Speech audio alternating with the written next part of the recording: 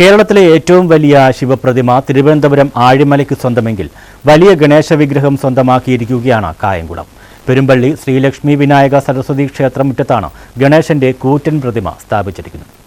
1.5 വർഷം മുമ്പ് നിർമ്മാണം തുടങ്ങിയതാണ് സിമെന്റിൽ തീർത്ത 25 അടി ഉയരമുള്ള ഗണേശ വിഗ്രഹം. പെരുമ്പള്ളി ശ്രീ ലക്ഷ്മി വിനായക സരസ്വതി ദേവി ക്ഷേത്രത്തിലെ ഗോപുരത്തിന് മുകളിൽ സ്ഥാപിക്കുക എന്നതായിരുന്നു ആദ്യത്തെ ലക്ഷ്യം. എന്നാൽ വിഗ്രഹഭാരം 38 ടൺ ഉള്ളതിനാൽ ക്ഷേത്രത്തിന്റെ കിഴക്കുവശത്തായി തെക്കുദിശ ദർശനമാക്കി സ്ഥാപിച്ചിരിക്കുകയാണ് ഇപ്പോൾ.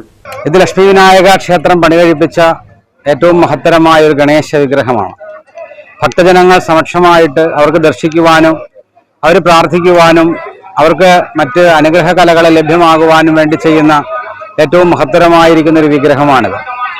ഈ വിഗ്രഹത്തിന്റെ ഒരു പ്രത്യേകത തന്നെ എന്ന് പറഞ്ഞാൽ ഏതാണ്ട് 1.5 വർഷത്തോളമായിട്ട് ഈ വിഗ്രഹത്തിന്റെ പണി തുടങ്ങിയിട്ട് ഇപ്പോൾ അത് പൂർത്തീകരിച്ച് ഭഗവാന്റെ അനുഗ്രഹം കൊണ്ട് ഇത് സമർപ്പിക്കുവാൻ കഴിഞ്ഞു. ഇത് ഗോപുരത്തിന്റെ മുകളിലേക്ക് സമർപ്പിക്കാൻ ഒരു വിഗ്രഹമാണ്. പക്ഷേ ഈശ്വരേച്ഛയാ അത് ഭഗവാൻ തന്നെ ഇവിടെ സമർപ്പിക്കണം, ഭക്തജനങ്ങൾക്ക് കാണണം എന്ന സങ്കല്പത്തിലേക്ക് ആയതുകൊണ്ടാണ് ഇന്ന് ഈ വിഗ്രഹം ഇവിടെ സമർപ്പിച്ചത്. ഗണേശ വിഗ്രഹത്തിന്റെ അനാച്ഛാദനം കഴിഞ്ഞ ദിവസം വിദേശ വ്യവസായി സാമാത്യു മൂവാറ്റുപുഴ നിർവഹിച്ചിരുന്നു.